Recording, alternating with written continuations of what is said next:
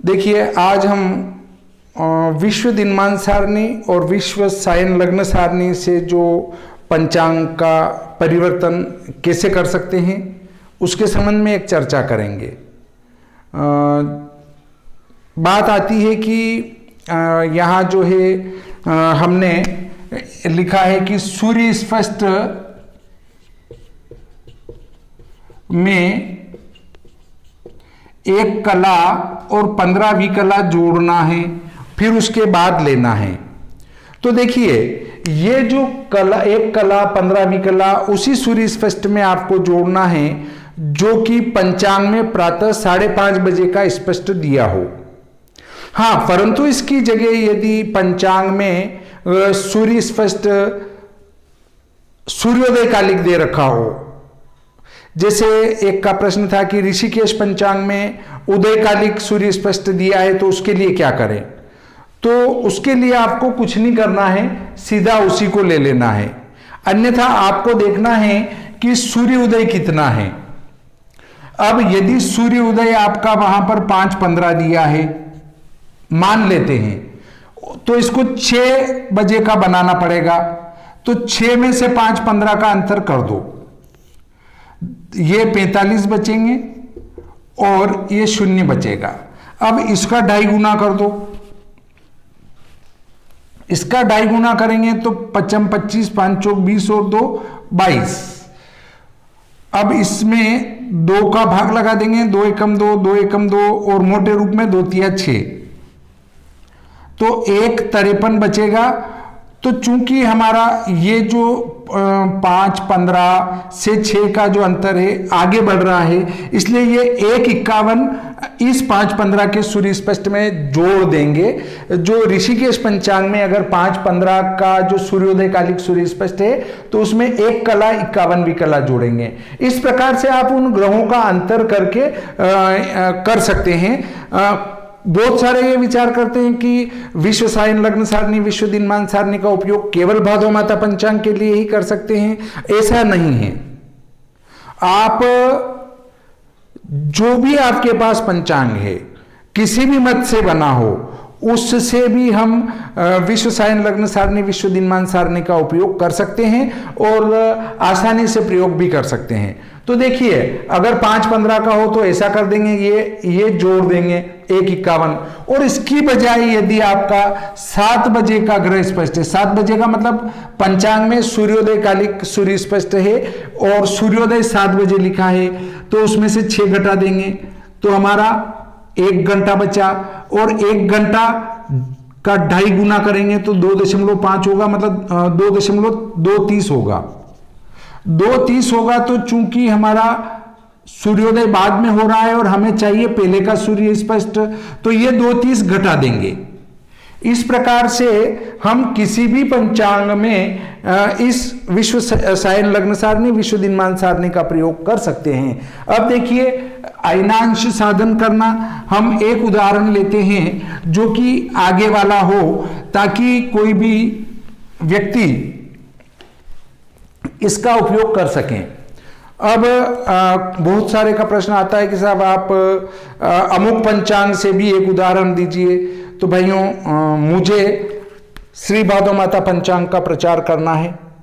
अगर मैं दूसरे के पंचांगों का वीडियो बनाऊंगा तो फिर इसको कौन पूछेगा, क्योंकि घुटना हमेशा पेट की तरफ मुड़ता है, पीछे की तरफ नहीं मुड़ता है। इसलिए मैं श्री भादो माता पंचांग का उदाहरण दूंगा। अन्य जो पंचांग प्रसिद्ध है, हमारा शताब्दी पंचांग है खेमरा श्री कृष्णदास प्रकाशन का, उसका उदाहरण मैं पूर्व के एक वीडियो में दे चुका हूं। परंतु आप चाहें कि हमारे क्षेत्र का ये पंचांग है, इसका भी उदाहरण दे दें, हमारे क्षेत्र का ये है, हमारा भी दे दें, नहीं देंगे। उसका कारण मैंने आपको बता दिया।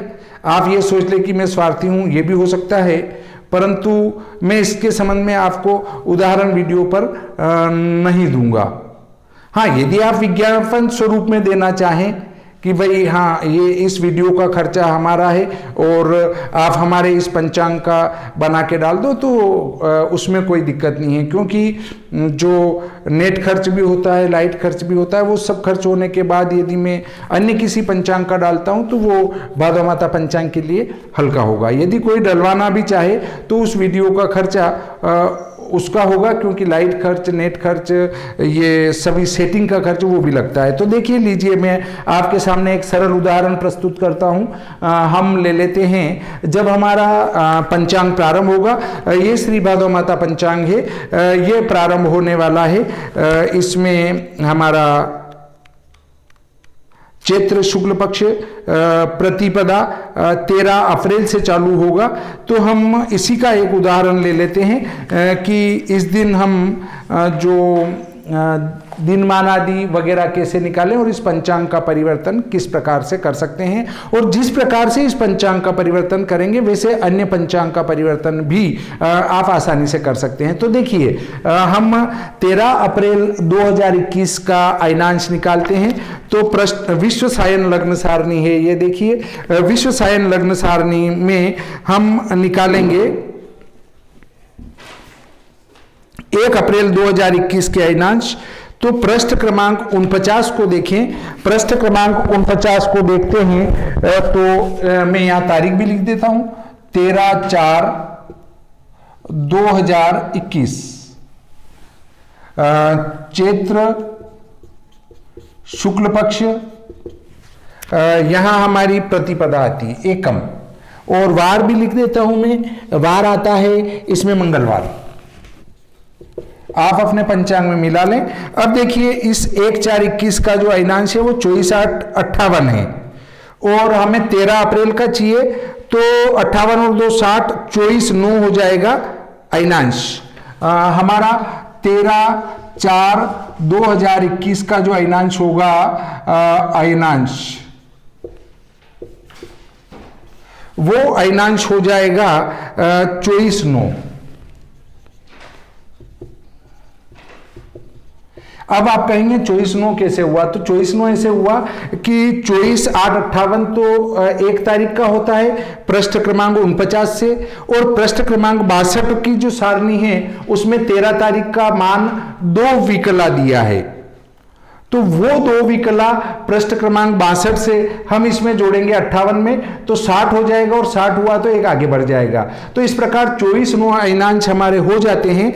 और अब इसमें हम, अगर आपको किसी को ये लगता है कि ये 1/15 नहीं जोड़े तो क्या होगा, तो 1/15 मत जोड़ो, कोई फर्क नहीं पड़ना है उससे 1/15 जोड़ने से। आप तो सीधा जो आपके इसमें सूर्य स्पष्ट दिया है उसको ले लें। सूर्य स्पष्ट,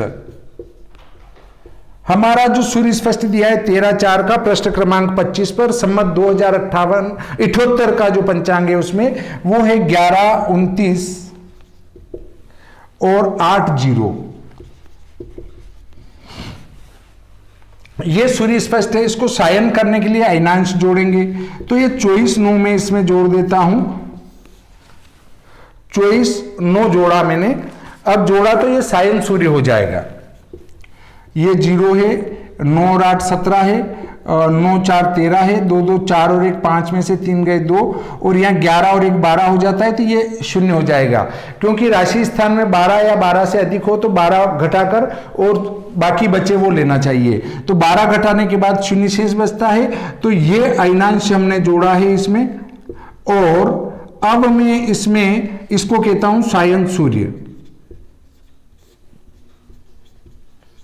और इन 2 आगे के अंकों का मान हम विश्व दिनमान सारणी से लेंगे।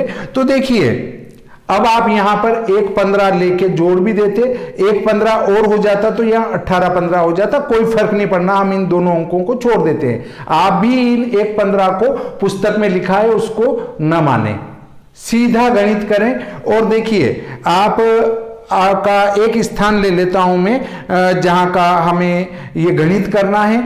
तो देखिए, मेरे पास प्रश्न आया था, वो प्रश्न था एप्रोक्स मान लेते हैं, हम मोटे रूप में मानते हैं कि उड़ीसा में पुरी का हो सकता है वो, तो पुरी को ले लेता हूं मैं, जगन्नाथपुरी। तो पुरी को देखते हैं पंचांग में, तो पृष्ठ क्रमांक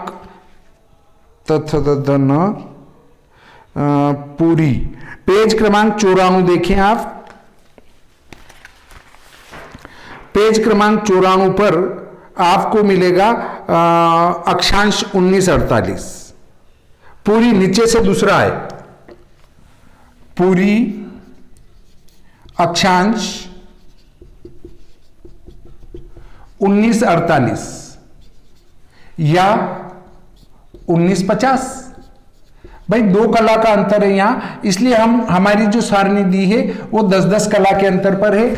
या तो 1940 की सारणी है या फिर 1950 की है। तो 1940 से ये दूर पड़ता है 48, 1950 के पास पड़ता है, इसलिए हमने 1950 की सारणी लेनी है। अब उसके बाद इसका स्टैंडर्ड अंतर देखिए कितना है। स्टैंडर्ड अंतर है +1328 है। स्टैंडर्ड अंतर वो है +1328 और यहां देखेंगे तो उसके 85-52 है रेखांश। 85-52 का अर्थ है कि 82-30 से पूर्व में है, इसलिए इसको स्टैंडर्ड टाइम बनाने के लिए धन का ऋण करेंगे। इस बात को ध्यान में रखें। अब आपका विश्व सायन लग्न सारणी का जो काम यहीं पूरा हो जाता है। अब आप उठाएंगे विश्व दिनमान सारणी। विश्व दिनमान सारणी में 1948 जिसको कहते हैं 1950 वाली टेबल निकालेंगे। तो देखिए ये क्रम से है, कला के अंतराल पर टेबल दी गई है। तो 1950 की टेबल चाहिए, वो पेज नंबर 122 पर मिलेगी। उसमें यहां पर 0 से लगाकर 29 तक अंश दिए हैं और यहां पर 0 से लगाकर 11 तक राशियां लिखी है। तो इधर से तो राशि को लेना है, इधर से अंश को लेना है, इन दोनों को मिलाना है, जहां मिले वो दिनमान होगा। तो देखिए 0 तो राशि है सायन सूर्य की, यहां सायन सूर्य बनाना आवश्यक है, तो ही विश्व दिनमान सारणी से आप मान ले सकते हैं, अन्यथा नहीं ले सकते। देखिए अब आप 0-23 से मान लेंगे तो 0 इधर से लेना है, 23 ऊपर से लेना है। 0-23 को आपस में मिलाएंगे दोनों को, तो यहां मिलेगा 31-6-22। 31-6-22 ये हुआ हमारा दिनमान। 31-6-22। अब देखिए मैं यहां पर आपको इस सूर्य में एक कला 15वीं कला जोड़ना बता रहा था। कहीं बता रहा था कि एक कला 53वीं कला जोड़ेंगे, कहीं बता रहा था दो कला 30वीं कला घटाएंगे। तो उससे इस पे कोई फर्क नहीं पड़ना, क्योंकि पीछे के अंक तो हम वैसे ही छोड़ रहे हैं। इसलिए आप इन पर जोर न दें कि आपने क्या जोड़ा क्या घटाया। बस आपके पास प्रातः कालिक सूर्य स्पष्ट हो, वो चाहे सूर्योदय कालिक हो या चाहे 5:30 बजे का हो। 5:30 बजे का ले सकते हैं, 6 बजे का ले सकते हैं, 7 बजे का ले सकते हैं, 5 बजे का भी ले सकते हैं, 7:15 7:30 तक ले सकते हैं। तो आपके पास तो भारत में सूर्योदय कालिक सूर्य स्पष्ट दिया है, उसको सीधा ले ले, कुछ भी नहीं करना है। कोई सा भी पंचांग हो, उसमें भादो माता पंचांग होना कतई आवश्यक नहीं है। अब देखिए मैं आपको बताता हूं, दिनमान को 60 घटी में से घटा देंगे तो ये 59 ये 60 घटी में से घटाना है। 60 घटी में से घटाना है, इसलिए मैंने उसको ऐसा लिखा। 31-6-22 हमारा दिनमान। ये दिनमान में घटा देता हूं, घटा दिया। 10 में से 2 8, 6 में से 3 3, 9 में से 6 3 5, 9 में से 1 8, 5 में से 3 गए 2। ये हमारा हुआ रात्रिमान। रात्रिमान में दूंगा मैं 5 का भाग, तो हो जाएगा सूर्योदय। ये 25 कर दिया मैंने। 8 में से 5 गए, 3 छंग 18 और 5 23। ये हो गया 5 चौक 20 और 5 चौक 20। 6 18 और 3 21, 218 हो जाते हैं। 5 चौक 20 और 5 चौक 20 ही कर देता हूं, क्योंकि 2 ही ज्यादा आ रहे हैं। तो यहां पर हो जाएगा ये कितना ज्यादा आया, केवल 2 ज्यादा आया, इसलिए ये हमने निकाला। ये लोकल सूर्योदय हुआ, लोकल सूर्योदय। इस लोकल सूर्योदय में से हम घटा डालेंगे वहां का स्टैंडर्ड अंतर। देखिए लोकल सूर्योदय ये आया 5, 44, 44, 5, 44 और 44। इसमें से स्टैंडर्ड अंतर प्लस होने से माइनस करेंगे, ऋण 13, 28 वो है स्टैंडर्ड अंतर। इसको हम घटा डालेंगे तो ये घटाया 14 में से 8 गए 6, 4 में से 3 गया 1, 4 में से 3 1 और 4 में से 1 3। ये 5, 31 मध्यम सूर्य उदय हुआ। अब इसमें विश्व दिनमान सारणी को लेते हैं और इसके पृष्ठ क्रमांक पर आ जाते हैं हम 27 पर, जिसमें हमारा बेलांतर दिया गया है। बेलांतर 13 अप्रैल का आता है +031। लोकल टाइम बनाने के लिए धन को ऋण व ऋण को धन तथा स्टैंडर्ड टाइम बनाने के लिए धन को धन व ऋण को ऋण करें। चूंकि यहाँ धन 31 सेकंड है 13 अप्रैल में, इसलिए 31 सेकंड में यहां जोड़ देता हूं बेलांतर।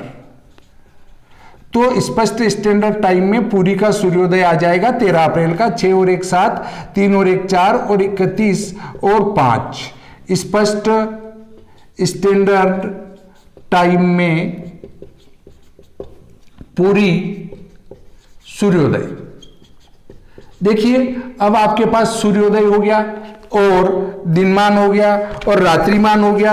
अब आपको सूर्यास्त निकालना है तो कुछ भी नहीं करना है, इसमें 2 का गुणा करके दिनमान में 2 का गुणा कर 5 का भाग लगाना और इस सूर्योदय में जोड़ना तो सूर्यास्त आ जाएगा स्टैंडर्ड टाइम में। कोई गणित नहीं। वैसे इस विश्व दिनमान सारणी में ये विधि नहीं दी है, उसमें अलग विधि दी है, फिर भी आप ये संक्षिप्त विधि का प्रयोग करना चाहें तो भी कर सकते हैं। अब देखिए यहाँ हमारे पास जो पंचांग है श्री भादो माता पंचांग, ये 2078 का है।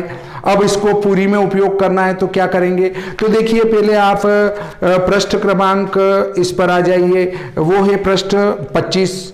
पृष्ठ क्रमांक 25 पर जो सूर्योदय देखें आप, नीमच भारतीय स्टैंडर्ड टाइम सूर्योदय दिनमान के पास लिखा है ये। इस सूर्योदय को देखेंगे तो वो लिखा है 6-14 नीमच सूर्योदय। ये नीमच सूर्योदय क्यों लिया, क्योंकि पंचांग नीमच के आधार पर बना है और इसका सूर्योदय है 6-14। ये देखिए यहां सूर्योदय पहले होता है, जो नगर पूर्व में होंगे वहां सूर्योदय पहले होगा और जो नगर पश्चिम में होंगे वहां सूर्योदय बाद में होगा। तो पूरी सूर्योदय लेते हैं, अब उसको घटा देते हैं। पूरी सूर्योदय 5, 31 और 47 घटा डालते हैं। घटाने पे अंतर आता है 10 में से 7 गए 3, 6 में से 5 गया 1, 4 में से 2 गए 2, 7 में से 3 गए 4, 0। अब इसका 2.5 गुना कर देते हैं तो 42, 13 और इसमें 5 का गुणा करेंगे, 2 का भाग लगाएंगे, 13 पंजो 65 होगा और 5 दूनी 10, 5 चौक 20 और 1 21। इसमें हम 2 का भाग लगाएंगे, 2 एकम 2, 2 पंजे 10 नहीं, 2 एकम 2 ऊपर से उतरा 1 भागने जाए उसकी 0, 2 पंजे 10। ठीक है। उसके बाद 2 तिया 6 और 2 तिया 6, यहाँ 5 है। अगर 30 आएंगे तो इसलिए मैंने पहले आगे आधा आगे बढ़ा दिया, इसके 2 के 3 कर दिए। अब देखिए ये आए पल और ये आए विपल, तो पल के घटी बना दो, 6 तिया 18 बराबर होंगे 3 घटी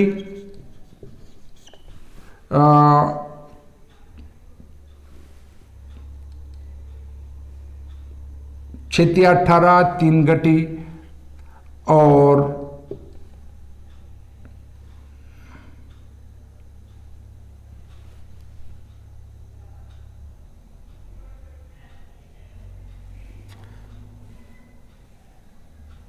2 यहाँ 1 आएगा। मैं वही गड़बड़ हो रहा था क्योंकि 3 घटी आ ही नहीं सकते हैं। 6 एकम 6 और ये पल और 33 विपल। देखिए यहाँ तक किसी को कोई दिक्कत नहीं आएगी। अब हम इस 33 को आगे बढ़ा देते हैं। 30 या 30 से ज़्यादा हो तो यहाँ 1 बढ़ाना, तो 1 घटी और 46 पल, अर्थात मोटे रूप में 24 मिनट की एक गति होती। अगर 48 मिनट होते तो 2 गति आती, इसीलिए मेरी कलम यहां आके रुक गई और यहां मैंने सुधार दिया कि 2 एकम 2 1 आएगा, 2 लिख दिया मैंने। अब देखिए हमारे पास प्रतिपदा मंगलवार है, चूंकि वहां पर सूर्योदय पहले हो रहा है इसलिए यह घटिपल तिथि नक्षत्र योग करण इन सब में जोड़ देंगे। एकम मंगलवार की जो गति है वो 10-3 है। फिर अश्विनी नक्षत्र का जो मान है वो 20-11 है। और फिर विषकुंभ योग है, विषकुंभ योग का जो मान है वो 22-33 है। और फिर बव जो करण है उसका मान है वो 10-3 है। बस घटिफल ये जोड़ना है, एक घटी 46 पल जोड़ना है, एक घटी 46 पल जोड़ना है, एक घटी 46 पल जोड़ना है, एक घटी 46 पल जोड़ना है, तो ये पंचांग वहां का हो जाएगा पुरी का। श्री भादव माता पंचांग पुरी का कैसे बना? इस प्रकार बना, 46 और 3 49, 10 और 1 11, ऐसे ही 6 और 1 7, 4 और 1 5, 20 और 1 21 और 6 3 9, 4 और 3 7 में से 6 1, 22 और 2 24 और 46 3 49, 10 और 1 11। इस प्रकार से देखिए आप श्री भादव माता पंचांग का उपयोग पुरी में भी कर सकते हैं और जूनागढ़ में भी कर सकते हैं, गुजरात में कर सकते हैं, दिल्ली में कर सकते हैं, कश्मीर में कर सकते हैं, अटक कटक जहां भी करना चाहें, कन्याकुमारी, सब तरफ इसका प्रयोग किया जा सकता है। इस प्रकार से आप पंचांग परिवर्तन कर सकते हैं और करके उपयोग कर सकते हैं। और नहीं करना चाहें तो भी जो स्टैंडर्ड टाइम में इनका समाप्ति काल दिया है वो पूरे भारत में एक ही रहेगा।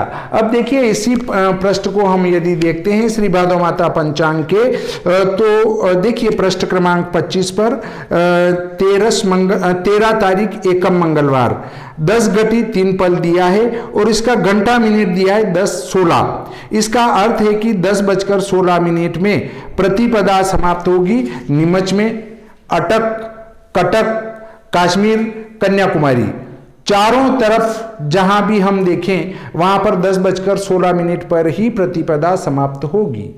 इसी प्रकार नक्षत्र को देखें तो नक्षत्र अश्विनी 20 घटी 11 पल है, वो 14:19 पर समाप्त लिखा है। इसका अर्थ है कि पूरे भारत में वो 14:19 पर ही समाप्त होगा। परंतु यदि आप घटी पल में पंचांग अपने यहाँ का बनाना चाहें तो पुरी में एकम मंगलवार 11 घटी 49 पल आती है, अश्विनी नक्षत्र 21 घटी 57 पल आता है, विषकुंभ योग 24 घटी 19 पल आता है और भवकरण 11 घटी 49 पल आती है। तो इस प्रकार मैंने ये आपको पूरा पंचांग परिवर्तन करने की विधि बताई, जो कि अभी हमारी ज्योतिष कक्षा में भी इसको पूरी तरह से परिभाषित किया जाएगा। परिभाषित करने के बाद फिर एक उदाहरण और व्यवस्थित रूप से इसका मैं प्रस्तुत करूंगा, ताकि जो हमारे ज्योतिष कक्षा को अटेंड कर रहे हैं या जो ज्योतिष कक्षा से जुड़े हुए हैं वे इस पंचांग परिवर्तन को खेल खेल में कर सकें और भारत के किसी भी पंचांग का प्रयोग अपनी जन्म पत्रिका निर्माण में वो कर सकें। तो यहां चूंकि आपके लिए जो छोटे मोटे प्रश्न आते हैं तो उनका बीच में मैं ये ले लिया करता हूं। इस प्रकार ये प्रकरण यहीं पर समाप्त करते हैं और आज की कक्षा का समय भी हमारा समाप्त हो रहा है तो हम उसको भी यहीं समाप्त करते हैं। श्री सरस्वती मैया की जय।